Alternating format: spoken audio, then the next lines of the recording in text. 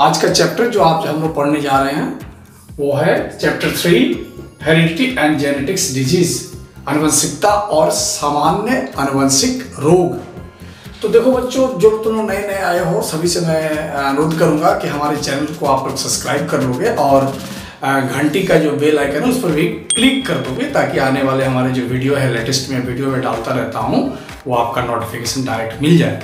तो चलिए हम लोग शुरू करते हैं। आनुवंशिकता क्या है कि the passing of the trait from parental generation to their offsprings, माता पिता से उसके संतान, माता पिता से उसके संतान तक लक्षणों, गुणों, ट्रेट का चला जाना, स्थानांतरित हो जाना कहलाता है आनुवंशिकता। तो आनुवंशिकता में एक जो टर्म हमें जान लेना होगा कि इसके लिए जो रिस्पॉन्सिबल है वो है जीन। पेरेंटल जनरेशन से ऑफस्प्रिंग तक जाने के लिए जो रिस्पॉन्सिबल है वो है जीन। अगर हम ये टर्म भी अगर यूज कर ले कि पेरेंटल जनरेशन से ऑफस्प्रिंग तक ले जाने के लिए जो ट्रेट रिस्पॉन्सिबल है, जो जिम्मेदार है, जो ट्रेट, उसको हम लोग जीन कहते हैं।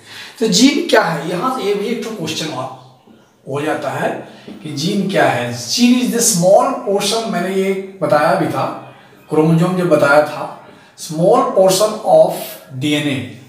डीएनए एक लंबा चेन होता है न्यूक्लियोटाइड का, तो डीएनए एक लंबा चेन होता है न्यूक्लियोटाइड का, तो उस डीएनए का चेन का एक स्मॉल पोर्शन को अगर हम लोग ले लें, ये अगर डीएनए है लंबा सा, ये चेन इस तरह से है, इसका एक स्मॉल पोर्शन को अगर हम लोग काट लेते हैं, इसमें एडेनिन, थाइमिन, जो बेस का जो सीक्वेंस होता है वो पार्टिकुलर कैरेक्टर को कैरी करता है। ये जो sequences, small portion of DNA में sequence of sequences of bases is called gene which carry a particular character। जो एक खास कैरेक्टर, खास विशेष लक्षण को कैरी करता है, लेकर चलता है, उस सीक्वेंस ऑफ जीन को, उस सीक्वेंस ऑफ डीएनए को हम लोग जीन कहते हैं। यहाँ पर जो सीक्वेंस है वो जीन कैरी करता है, वो कैरी करने का जीन का नाम है कैपिटल टी। लंबाई का कैरेक्टर को कैरी करता है, तो लंबाई के कैरेक्टर को कैरी करता है, तो इसको हम कहेंगे gene for the character tallness. Gene जान लिए। नेक्स्ट हम लोग पढ़ेंगे Gregor John Mendel, he is called father of genetics. ये बहुत इंपॉर्टेंट क्वेश्चन है, शॉर्ट क्वेश्चन आता है। फादर ऑफ जेनेटिक्स, इसको आनुवंशिकता का पिता भी कहते हैं क्योंकि इसने आनुवंशिकता का खोज सबसे पहले ग्रेगर जॉन मेंडल ने किया था। चर्च में वो एक पादरी थे, चर्च में एक पादरी का काम करते थे, पादरी फादर थे वो, चर्च में एक फादर का काम करते थे और 7 साल तक वो 7 साल तक उन्होंने गार्डन पी, उसी चर्च में जो गार्डन था उस गार्डन में पी मटर का पौधा को 7 साल तक उन्होंने उस पर काम किया और सबसे पहले हाइब्रिडाइजेशन पर एक्सपेरिमेंट किया। हाइब्रिडाइजेशन क्या है? Cross between two contrasting characters, two contrasting parental generations to get the offspring is called hybridisation. यानी कि हाइब्रिडाइजेशन क्या है? दो विपरीत लक्षण वाले माता पिता को जब हम लोग आपस में उसको हम लोग प्रजनन की क्रिया कराते हैं और नया जनरेशन प्राप्त करते हैं तो उसको हाइब्रिडाइजेशन कहते हैं। पता है जो एक्सपेरिमेंट इनका हुआ था वो टू अपोजिट कैरेक्टर, दो जोड़े विपरीत लक्षण को लेकर किया था। जैसे कैपिटल टीटी, इसको कैपिटल टीटी कहना ठीक नहीं है, लंबा पौधा और बौना पौधा मटर पे किया था, लंबा बौना। इस तरह से उन्होंने टू अपोजिट लक्षण पर वो किया था पी, मटर के पौधे के जो अपोजिट लक्षण पे उन्होंने। तो देखो बच्चों, हमने एक लिस्ट बना दिया जो ग्रेगर जॉन मेंडल ने अपने 7 जोड़े मटर के जो लक्षण लेकर के उन्होंने एक्सपेरिमेंट किया था 7 साल तक। वो खास करके इन 7 जोड़े लक्षण थे, इसमें इतने अधिक वेरिएशंस था कि कोई पौधे का हाइट अगर होगा तो पौधा कोई लंबा होगा, कोई बौना होगा, एक जोड़ा विपरीत लक्षण हो गया। तो फ्लावर्स का कलर कैसा होगा, कोई वायलेट होगा, किसी का व्हाइट होगा। अच्छा, तो ये अलग किस्म का पौधा हो गया। फ्लावर्स का पोजीशन कैसा होगा, फूल जो लगेंगे एक्सियल होगा, टर्मिनल होगा। मान लो ये मटर का पौधा है और इस पौधे में एक फूल यहां लगा हुआ है, तो इसको कहेंगे टर्मिनल पोजीशन। तो ये हो गया टर्मिनल। और अगर एक्सियल, जहां पत्ती निकल रहा है वहां पर उसका एक्सियल पोजीशन में एक फूल लग गया, तो इसको कहेंगे एक्सियल फ्लावर। यानी जहां पत्ती के कोना का जो पोजीशन है एक्सियल पोजीशन पे लगा, एक्सियल फ्लावर कहेंगे। तो इससे फ्लावर दो तरह का होता है। ये चौथा कैरेक्टर पोड, पोड से, पोड मतलब जो मटर का छेमी देखे हो, इस तरह का जो मटर का छेमी होता है, तुम देखे हो मटर का छेमी। तो मटर का छेमी इनफ्लैटेड, इनफ्लैटेड मतलब गोल रहेगा पूरा, तो इनफ्लैटेड कहेंगे उसका पोड का शेप। अब किसी का मटर का पौधे में देखोगे ये गोल नहीं रहता, ऊपर का शेप जो होता है ऐसे करके देखोगे कंस्ट्रिक्टेड रहता है शेप। मटर का पौधा, मटर का जो फल होता है छेमी, इस तरह से तुमको कंस्ट्रिक्टेड होगा, तो इसको कहेंगे कंस्ट्रिक्टेड। तो इस तरह पोड का शेप भी दो तरह का हो सकता है। अच्छा, पोड का कलर, ये जो मटर का छेमी होता है उसका कलर के आधार पर दो तरह का हो सकता है, ग्रीन कलर का, येलो। तुम मटर का छेमी देखोगे दो कलर होता है। सीड का शेप, इसके अंदर से जो सीड होगा, इसके अंदर से अगर हम लोग सीड निकाले तो सीड का शेप कैसा कैसा हो सकता है। उसका सीड का जो शेप होगा वो राउंड गोल हो सकता है, या सीड का शेप रिंकल्ड, कितने सारे का देखोगे उसका जो बाहरी जो होता है वो रिंकल्ड होता है थोड़ा, तो राउंड हो सकता है, रिंकल्ड हो सकता है सीड का शेप, आकृति। और सीड का कलर हो सकता है येलो और हो सकता है ग्रीन। ये येलो कलर है, ये ग्रीन। इस तरह से 7 जोड़े लक्षण को लेकर उन्होंने ग्रेगर जॉन मेंडल ने प्रयोग किया था। ये क्वेश्चंस भी इंपॉर्टेंट है, आता है ये क्वेश्चन आता है, what is monohybrid cross. Monohybrid cross is the cross between the parental generation having difference between a pair of contrasting character, यानी कि एक जोड़े विपरीत लक्षण। चलो हम यहाँ पर ले लेते हैं एक जोड़े विपरीत लक्षण। मान लो कि एक लंबा पौधा ले लिए और एक बौना पौधा ले लिए, ये हो गया पेरेंटल जनरेशन, पी माता पिता हो गए। यानी कि एक लंबा पौधा को लिए, अगर इसको हम लोग ठीक से अगर हम लोग समझाने की कोशिश करें तो वो क्या किया कि लंबा पौधा को लिया, ये माने ये पौधा लंबा है, ये लंबा पौधा है मटर का, ये मटर का लंबा पौधा है, और ये जो है मटर का छोटा पौधा है, ठीक है। तो ये मटर का लंबा पौधा है और ये बौना पौधा है। अब ये दोनों पौधे पर क्या हुआ, हम लोग को इसको क्रॉस कराना है, दोनों के बीच में क्रॉस कराया। तो क्रॉस कराया था तो क्या किया था वो कि इसमें अब तो लोग फूल होगा, पता है फूल लगेंगे। अब फूल का पोजीशन चाहे यहीं भी हो, एक हो गया लंबा, एक हो गया बौना। तब एक जोड़े विपरीत लक्षण वाले माता पिता के को जब एक साथ क्रॉस कराते हैं पौधों को लेकर के, तो उस क्रॉस को कहते हैं मोनोहाइब्रिड क्रॉस। फूल में जो पराग के कण होते हैं, कैसे पराग के कण ट्रांसफर होकर स्टिग्मा पे जाते हैं और वो फिर मेल गैमेट जाकर फर्टिलाइजेशन करता है, और किस तरह से ओव्यूल, ओवरी जो अंडाशय होता है फल में बदल जाता है, और ओव्यूल जो होता है बीजांड जो है वो किस तरह से वो बीज में बदल जाता है, और इस तरह से प्रजनन की क्रिया कंप्लीट होने के बाद फूल से फल बनने का निर्माण होता है। तो ये क्रॉस करने से, क्रॉस हम लोग उसी को कराते हैं। तो क्रॉस में क्या कराया था उसने, ये जान लो कि इसमें एक फूल में जो पराग के कण थे, पराग के कण होंगे, पता है तुमको, ये बताए थे चैप्टर कि पराग के कण, जो पराग कोश के अंदर जो पराग के कण बनेंगे, पराग कोश के अंदर जो पराग के कण बनेंगे वो जो मैच्योर हो जाएगा, फट जाएगा। तो मैच्योर होने पर क्या किया कि उसने यंत्र की सहायता से, फोर्सेप की सहायता से इसको उठा लिया, और उठाने के बाद में इसको ला करके फोर्सेप से, मान लो ये चिमटा है और ये चिमटे से हम लोग क्या किए, उसको ये चिमटे से पकड़ के इसको उठा लिया और उठा करके लाकर इसके फूल के स्टिग्मा में डाल दिया। इस तरह से क्रॉस कराया था, एक्सपेरिमेंट किया था उसने। ऐसे नहीं हुआ था ये परागन की क्रिया, पॉलिनेशन, इसको किया था, ऐसे आर्टिफिशियली किया था। और जब ये इसको किया और इसका वाला इसमें डाला और इसका वाला जो मेल गैमेट को इसमें डाला, क्योंकि पता है कि फूल में दोनों ही अंग होते हैं, प्राय सभी फूल में पुमंग भी होते हैं, जायांग भी होते हैं। तो पुमंग का वाला भाग को इसमें डाला, इसके डाला, डालने के बाद में इस तरह से क्या होगा, इसमें भी फल बनेगा बाद में, डालने के बाद में क्या होगा, कुछ दिन के बाद में जब इससे फर्टिलाइजेशन होगा तो फूल से क्या बनेगा पता है तुम लोग को, फूल जो है बदल जाएगा फल में, फूल से क्या बन जाएगा, फल बन जाएगा, फूल से क्या बनेगा लास्ट में, फल में। और फल जब बनेगा तो उसमें क्या होगा, बीज भी रहेगा, और वो फिर उस जो बीज बनेगा वो सीड को क्या करेगा, उस सीड को फिर वो तोड़ करके निकाल लेगा, और निकालने के बाद में जब समय आएगा तो फिर समय पर उस बीज को फिर मिट्टी में डाल देगा, और उसी बीज को जब मिट्टी में डालेगा तो फिर क्या होगा, उससे फिर नया पौधा जन्म होगा। तो ये इस सारी क्रिया को वो किया था वो। तो ये बीज को जब मिट्टी में डाला तो मिट्टी में डालने के बाद में देखा कि जितने भी पौधे हुए कैसे हुए, लंबे हुए।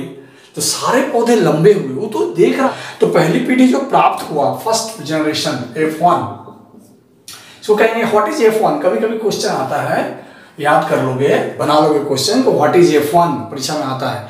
F1 is called first filial generation, इसको कहते हैं फर्स्ट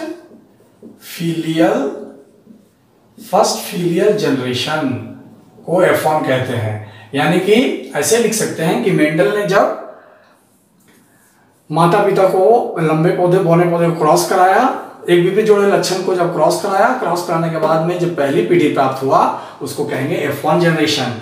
तो F1 जनरेशन में क्या देखा कि सभी पौधे लंबे हुए।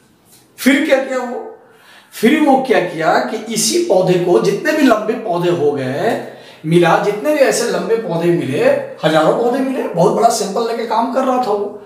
तो जिस तरह से उसमें से आपस में क्रॉस कराए, ये हुआ, ये पहला पार्ट हुआ। दूसरा पार्ट हुआ सेल्फ पॉलिनेशन, सेल्फ क्रॉस या सेल्फ पॉलिनेशन किया। अब कोई दूसरा अलग संतान लेके नहीं आ रहा, यहां पर देखो अलग अलग किया, लंबा पौधा बौना पौधा, दो विपरीत लक्षण वाले गुणों को लेकर क्रॉस कराया। लेकिन वहां अब नहीं ऐसा करा रहा। F1 जनरेशन में जितने भी पौधे मिले, लंबे पौधे जो दिख रहे थे, वो सारे लंबे पौधे को लेकर एक साथ क्रॉस कराया। तो ये सारे लंबे पौधे, मानो कि ये लंबे लंबे पौधे हुए, तो दो का हम उदाहरण देख रहे हैं। ऐसे तो किया था बहुत सारा, तो हम लोग दो पौधे को लेके देख रहे हैं कि ऐसा ऐसा दो लंबे पौधे को लेकर के हम लोग यहाँ पे क्रॉस करके दिखा रहे हैं। तो इस तरह से कि वो जितने भी लंबे पौधे थे उसको आपस में क्रॉस कराए।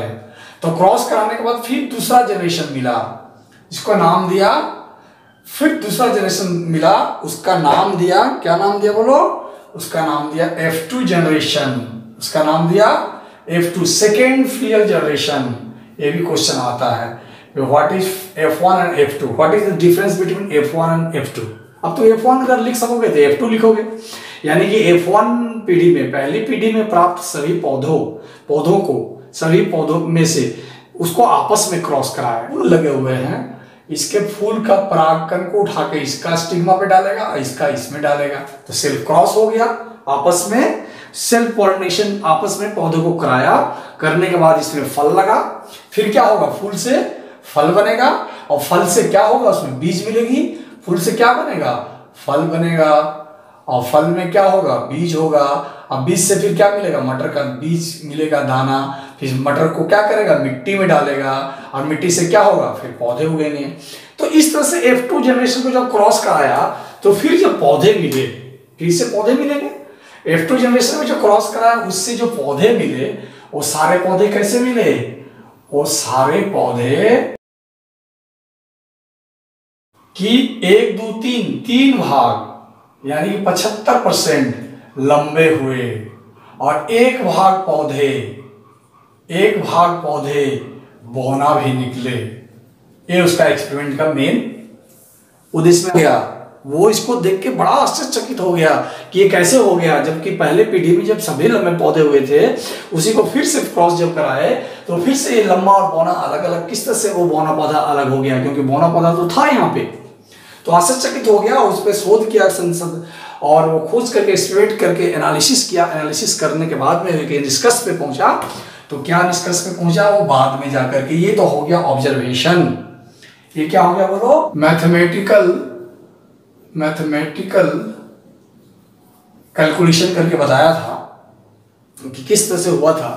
वो बोला कि ये जो पौधे जो लंबे थे, वो बोला हम लोग ये लंबा पौधा है, ये बौना पौधा है। अब ये हम लोग मैथमेटिकल जीनोटाइप को लेकर कर रहे हैं। यहाँ पर हम लोग इसको हम लोग किए थे फेनोटाइप, इसको हम लोग कहते हैं फेनोटाइप। ये क्वेश्चन भी आता है फेनोटाइप। इसको हम लोग जीन की स्ट्रक्चर, जीन की रचना को हम दिखा के कर रहे हैं, इसको कहेंगे जीनोटाइप। और यहाँ पर हम लोग बाहरी आकृति, पौधे की बाहरी आकृति के आधार पर हम लोग देखे कि लंबा बौना किस तरह से हुआ। ये हम लोग जीन को नहीं देख पा रहे हैं इसके अंदर में, तो इसको कहेंगे हम लोग फेनोटाइप। फेनोटाइप रेशियो कैसा आया था यहाँ पे, फेनोटाइपिक में कैसा रेशियो आया था, परीक्षा में क्वेश्चन आता है कि फेनोटाइपिक रेशियो बताओ। फेनोटाइपिक रेशियो 3 भाग पौधे लंबे हुए, 1 भाग पौधे बौने हुए, इसको कहते हैं फेनोटाइपिक रेशियो। ये परीक्षा में क्वेश्चन आता है, नोट कर लोगे। फेनोटाइपिक रेशियो जो इंपॉर्टेंट क्वेश्चन है बताता जाऊंगा, तुम लोग नोट करोगे। फेनोटाइपिक रेशियो क्यों कहें, क्योंकि यहाँ पर हम लोग जीन नहीं देख पा रहे हैं। वो जो काम कर रहा था तो सारे पौधे को बाहरी आकृति ही देख रहा था। एक किसान जब खेत में मटर उगाएगा तो अंदर का जीन थोड़ी नहीं दिखेगा, तो वो ये लंबे पौधे बौने पौधे को क्रॉस कराया। इस तरह से ये आकृति को बदलता हुआ देखा। जब एक दूसरी पीढ़ी में देखा कि 3 भाग पौधे लंबे हो गए, खेत में मान ले उगाया 100 पौधे उगाया मान लो, तो 100 में से 75 पौधे लंबे हुए और 25 पौधे बौने हुए, तो वो एक रेशियो निकला। इसको कहेंगे फेनोटाइपिक रेशियो। तो फेनोटाइपिक क्या है, बाहरी आकृति, बाहरी बनावट, सजीव की बाहरी आकृति, बाहरी बनावट को फेनोटाइप कहते हैं और उसके रेशियो को फेनोटाइपिक रेशियो कहते हैं। और उसी को आप जब वो कैलकुलेशन करने लगा कि ऐसा हुआ क्यों, तो बोला कि लंबे पौधे और बौने के पौधे के बीच जब क्रॉस कराया, लंबे पौधे को वो पैरेंटल जनरेशन को कैपिटल टी बोला और स्मॉल टी बोला। तो इसको जब मियोसिस होगा, जब इसमें गैमेट बनेगा, पता है मियोसिस जब होगा तो तुम लोगों को पता है मियोसिस जब होता है तो कोशिकाओं की संख्या जब मियोसिस होता है क्या, तो यहाँ पर क्या होगा, ये कैपिटल टी और कैपिटल टी दोनों अलग हो जाएगा और इसमें भी स्मॉल टी दोनों अलग हो जाएगा। तुम लोग पढ़े थे ये गैमेट्स अलग हो जाते हैं, गैमेटोजेनेसिस हुआ तो कैपिटल टी अलग हो जाए, क्रोमोसोम की संख्या एक कोशिका यहाँ बना, एक गैमेट यहाँ बना और एक गैमेट बना, इसमें 2 तरह का गैमेट बना, इसको गैमेट फॉर्मेशन हुआ कैपिटल टी। अब इसको अगर हम लोग मिलाते हैं, ये इससे भी मिलेगा और इससे क्रॉस करेगा तो क्या बनेगा, तो देखो यहाँ पर भी कैपिटल टी स्मॉल टी, इससे भी मिलेगा तो कैपिटल टी स्मॉल टी, इससे इसका अगर हम लोग गुना करते हैं तो कैपिटल टी स्मॉल टी, इससे इसका गुना करते हैं तो capital T small T. Ultimately जितने भी पौधे मिले देखो सब कैपिटल टी स्मॉल टी से बना है, यानी कि जितने भी पौधे मिले, अगर हम लोग इस तरह से अगर हम इसको कहें कि जितने भी पौधे मिले कि यहाँ से कैपिटल टी स्मॉल टी मिल करके जितने भी पौधे मिले सब में ऐसे ही पौधे का स्ट्रक्चर जीन देखने को मिला। जितने भी पौधे यानी कि जितने भी यहाँ पर लंबे पौधे हुए सब में कैपिटल टी स्मॉल टी का जीन है। इसका जेनेटिक मेकअप किससे हुआ है, कैपिटल टी स्मॉल टी से। इसको F1 और इसी को हाइब्रिड बोला था। क्यों हाइब्रिड बोला, क्योंकि देखो यहाँ पर विपरीत लक्षण वाले कैरेक्टर एक साथ हैं, इसी को एलील कहते हैं। इसको हाइब्रिड को एलील भी कहते हैं। जब एक विपरीत जोड़े वाले कैरेक्टर्स फैक्टर्स एक साथ होते हैं, जिसको फैक्टर्स बोला था, बाद में उसको जीन बोला गया, तो एक विपरीत लक्षण वाले फैक्टर्स या कैरेक्टर्स या फैक्टर्स जब एक साथ होते हैं तो उसको हाइब्रिड या एलील कहते हैं। ये भी क्वेश्चन आता है, एलील क्या है। जब कोई जीन की रचना जहां पर होती है और दोनों जीन विपरीत लक्षण वाले होते हैं, अल्टरनेटिंग कैरेक्टर के होते हैं, तो उस विपरीत जुड़े लक्षण वाले जीन को एलील कहते हैं या हाइब्रिड कहते हैं। तो ये F1 जनरेशन में सारे पौधे लंबे हो गए, तो इसका भी वो एनालिसिस किया, इसका भी वो कंक्लूजन किया कि क्यों ऐसा हुआ। ऑब्जर्वेशन में वो बताया इसलिए ऐसा हुआ क्योंकि यहाँ पर जो कैपिटल टी है और स्मॉल टी, एक लंबा पौधे का जीन आया और एक स्मॉल पौधे का जीन, दोनों मिल करके आया, तो निश्चित रूप से कैपिटल टी जो है डोमिनेंट कैरेक्टर है और स्मॉल टी जो है वो रिसेसिव कैरेक्टर है। ये बात उभर के आई, ये 2 लक्षण capital T small T dominant character या प्रभावी लक्षण। तो बोला कि प्रभावी लक्षण क्या है और अप्रभावी लक्षण रिसेसिव कैरेक्टर क्या है। बोले जब 2 विपरीत लक्षण वाले जीन यानी फैक्टर बोला था, वो 2 विपरीत लक्षण वाले जीन फैक्टर्स जब एक साथ होते हैं तो एक जो फैक्टर होता है वो प्रभावी होता है, मजबूत होता है, शक्तिशाली होता है और दूसरे को दबा देता है और खुद को प्रकाशित कर पाता है, उसको डोमिनेंट कैरेक्टर कहते हैं। और दूसरा जो दब जाता है उसको रिसेसिव कैरेक्टर कहते हैं।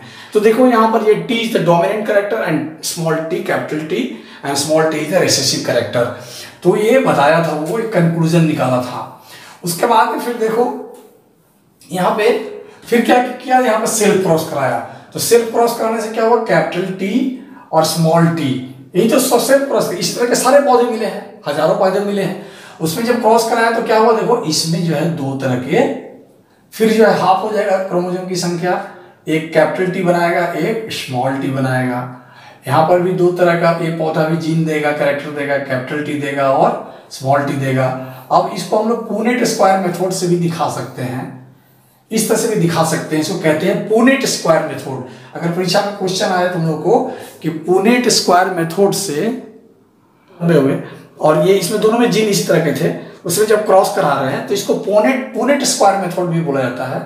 पुनेट स्क्वायर मेथड्स के द्वारा मोनोहाइब्रिड क्रॉस को दिखाओ। परीक्षा में आता है कि मोर दो क्रॉस कैपिटल टी से स्मॉल टी का गुना करो, कैपिटल टी है दोनों, फिर यहाँ कैपिटल टी, यहाँ स्मॉल टी, और यहाँ स्मॉल टी कैपिटल टी, और यहाँ कैपिटल दोनों है स्मॉल टी। तो देखो यहाँ पर क्या होगा, तुम लोग खुद बता सकते हो कि ये पौधा कैसा होगा। ये पौधा देखने में बाहर से कैसा लगेगा, लंबा दिखेगा क्योंकि दोनों ही लंबापन है। ये भी लंबा दिखेगा क्योंकि जब दो जीन है, एक कैपिटल टी है तो ये तो दबा देगा क्योंकि डोमिनेंट कैरेक्टर है स्मॉल टी को। ये भी लंबा दिखेगा क्योंकि ये भी वही कैरेक्टर है और ये बौना होगा। तो यानी कि जो बौना का जो पन का जो कैरेक्टर है उसके लिए दोनों ही स्मॉल टी का होना बहुत जरूरी है, नहीं तो ये कभी भी बौनापन नहीं आ सकता। तो ये इससे भी अगर हम लोग देखें तो 3 भाग पौधे लंबे देखने को मिल रहा है। देखो एक पौधा, दो पौधा, 3 पौधा, तो 3 भाग पौधा लंबा और 1 भाग बौना दिख रहा है। तो ये हो गया फेनोटाइपिक रेशियो। मैंने उस समय भी बताया था फेनोटाइपिक रेशियो, ये जो दिख रहा है। और जो दिख नहीं रहा है वो था जीन, जिसको वो खोज किया था। जीन देखो ये क्या दिख रहा है पौधों में, ये तो जीन अंदर में जाएंगे कोशिका के अंदर, न्यूक्लियस में जाएंगे, न्यूक्लियस के अंदर क्रोमोसोम, गुणसूत्र के अंदर जो जीन है डीएनए का छोटा सा पोर्शन जिसमें कैपिटल टी स्मॉल टी बैठा हुआ है, उसके जीन पर जाकर के जब खोज किया तो देखा कि लंबापन का जो यहाँ पर था कैपिटल टी, उसने देखा, क्या देखा, उसने देखा कि कैपिटल टी और कैपिटल टी स्मॉल टी और एक स्मॉल टी, ये 3 तरह के जीन जेनेटिक मेकअप देखने को मिल रहा है। कितने तरह के जेनेटिक मेकअप देखने मिल रहा है, 3 तरह के। एक है कैपिटल टी, ये कितना है इसमें गिन लो, 1 ठो है, 1 लिखो। फिर देखो कैपिटल टी और स्मॉल टी के ठो है, 1 2 लिखो। स्मॉल टी कितना है, 1 है। तो देखो ये जीन का स्ट्रक्चर का, जीन का जो जेनेटिक मेकअप है, the genetic makeup of the plants which got in F2 generation, ये F2 जनरेशन है, उसका जेनेटिक मेकअप जो है इन द रेशियो ऑफ 1:2:1, इसको कहते हैं genotypic ratio, genotypic ratio of monohybrid cross. याद रखोगे हम लोग मोनोहाइब्रिड क्रॉस पढ़ रहे हैं, डाईहाइब्रिड में ये डिफरेंट हो जाएगा। मोनोहाइब्रिड क्रॉस का फेनोटाइपिक रेशियो 3:1 ये आता परीक्षा में, और मोनोहाइब्रिड क्रॉस का जीनोटाइपिक रेशियो 1:2:1। कैसे जीन की। तो चलो बच्चों हम लोग थोड़ा सा अभी जान लेंगे कि इसके मोनोहाइब्रिड क्रॉस करने के बाद में उन्होंने क्या ऑब्जर्वेशन किया था और क्या कंक्लूजन दिया था, निष्कर्ष किया था। तो तुम लोग देख रहे हो कि उन्होंने ऑब्जर्वेशन क्या क्या किया कि लंबे पौधे और बौने पौधे को जब एक साथ क्रॉस किए तो F1 पीढ़ी में यहाँ पर जो मिला, F1 पीढ़ी में सारे पौधे लंबे हो गए। सारे पौधे कैसे हो गए, ऑल प्लांट्स आर, ये एक ऑब्जर्वेशन हुआ। क्या क्या दिख रहा है, ये ऑब्जर्वेशन निरीक्षण में क्या क्या दिख रहा है, सारे पौधे लंबे हो गए। तो F2 पीढ़ी में लंबा पौधा और बौना पौधा दोनों ही देखने को मिला, 3 भाग लंबा और 1 भाग बौना। निष्कर्ष पे पहुंचा, क्या क्या निष्कर्ष दिया वो, नंबर 1 बोला dominant and recessive character, dominant and recessive character, ये निष्कर्ष दिया कि कैपिटल टी डोमिनेंट है और स्मॉल टी जो है ये डोमिनेंट है और ये रिसेसिव कैरेक्टर है, ये कंक्लूजन दिया। इसीलिए F1 पीढ़ी में पौधे जो है सारे लंबे हो गए। दूसरा बताया कि F1 में जो पीढ़ी हुआ वो हाइब्रिड पीढ़ी हुआ, क्योंकि 2 तरह के जीन वाले लक्षण एक साथ रहे और दो तरह के जीन वाले लक्षण एक साथ रहे और वो लोग मिक्स नहीं हुए, they are not mix, they are not blended. ये कैपिटल टी भी है, स्मॉल टी भी एक साथ है, सारे पौधे लंबे हो गए, लेकिन ऐसा नहीं कैपिटल टी स्मॉल टी में को अपने अंदर ले लिया, मिक्स कर लिया, नहीं मिक्स कर पाया, दोनों एक साथ ही रहे, फिर भी उसको मिक्स नहीं कर पाया। ये भी वो कंक्लूजन में दिया। कंक्लूजन के बाद दो तरह का लॉ बन के निकला, ये भी याद रखोगे, लॉ, दो तरह के नियम बन के निकला उनका। Law number 1, law of dominance, law of dominance, प्रभाविता का नियम, कि जब दो विपरीत लक्षण वाले F1PD में कैरेक्टर्स आपस में रहते हैं तो एक जो कैरेक्टर है वो प्रभावी होता है और दूसरा दब जाता है, और एक प्रकाशित होता है, इसको कहते हैं लॉ ऑफ डोमिनेंस। और एक दूसरा लॉ दिया, इसको कहते हैं बियोजन का नियम, law of segregation, law of segregation, इसको कहते हैं बियोजन का नियम, बियोजन अलग होने का नियम, लॉ ऑफ सेपरेशन, वियोजन होने का नियम। फिर क्या बताया कि F1PD में दो तरह के अलग अलग तरह के ट्रेट्स फैक्टर्स एक साथ थे, लेकिन फिर भी वो लोग आपस में ब्लेंड नहीं हुए, मिक्स्ड अप नहीं हुए। और जब F2PD में जब वो मियोसिस के समय उनके जो गैमेट्स थे अलग अलग हो गए, देखो कैपिटल टी स्मॉल टी अलग अलग हो गए, कैपिटल टी अलग हो गया, स्मॉल टी अलग हो गया, और ये गैमेट्स जो है उसके अपने पार्टनर से रेंडमली कोई भी किसी से जाकर मिल करके अपना नए पौधे का, नए जीन की रचना का निर्माण किया।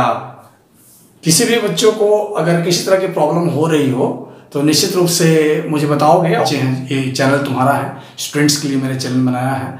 या भी क्वेश्चंस होंगे, उसके जो डाउट क्वेश्चंस होंगे, नेक्स्ट वीडियो जब बनाऊंगा तो मैं उस डाउट क्वेश्चंस का आंसर भी तुम लोगों को दूंगा। तो इसी आशा के साथ कि तुम लोग जितने भी स्टूडेंट्स देखते हो, कम से कम तुम्हारा एक फर्ज बनता है कि लाइक बटन में जाकर लाइक करो, और शेयर बटन में जितने भी तुम्हारे फ्रेंड्स हैं, तुम्हारे व्हाट्सएप में जितने ग्रुप हैं, उसके कम से कम घर में भेज दो। पढ़ने वाले 9, 10, 11, 12 के बच्चे तो रहते ही हैं, सबको शेयर कर दो और लिख दो कम से कम 2 बातें कि सर अच्छा पढ़ाते हैं या खराब पढ़ाते हैं, जो भी हो। अच्छा पढ़ाते हैं तो शेयर करोगे और लिखोगे, इसको ज्वाइन कर लो, फ्री में ज्वाइन करो, अच्छा स्टडी मिलेगी। और दूसरी बात है कि सब्सक्राइब कर लो, सारे बच्चे जितने भी आते हो सबको सब्सक्राइब करवाओ अधिक से अधिक संख्या में, क्योंकि जब भी अधिक बच्चे मिलते हैं, अधिक बच्चे आएंगे तो मेरा भी हौसला बढ़ेगा। और सब्सक्राइब करने के बाद जो बटन है क्लिक का, बेल का आइकन को भी क्लिक कर दोगे, इससे क्या होगा कि आने वाला नोटिफिकेशंस भविष्य में डायरेक्ट मिलेगी और तुम डायरेक्ट मेरे वीडियो को अपलोड को देख पाओगे। तो चलो बच्चों, तुम लोग कमेंट जो भी क्वेश्चंस रहेंगे तुम कमेंट बॉक्स में कमेंट करोगे, कमेंट बॉक्स में जरूर लिखोगे मेरा स्टडी कैसा लगा, प्रॉब्लम कहाँ कहाँ हो रही है, ये हमारे स्टडी में हमारी बोलने की आवाज़ क्लियर आ रही कि नहीं आ रही है, और तुम्हारा वीडियो क्लियर आ रहा नहीं हमारा लिखा हुआ, क्योंकि मैं उतना हाई टेक्नोलॉजी तो यूज़ कर नहीं रहा हूँ, छोटे से मोबाइल में वीडियो बना रहा हूँ, कोई DSLR कैमरा तो है नहीं। और ये लॉकडाउन का ये फ़ायदा तुम लोगों को सबको मिले, ज़्यादा से ज़्यादा बच्चों को, इसी आशा के साथ कि चलो आने वाले समय में तुम लोग सबके लिए अच्छा हो।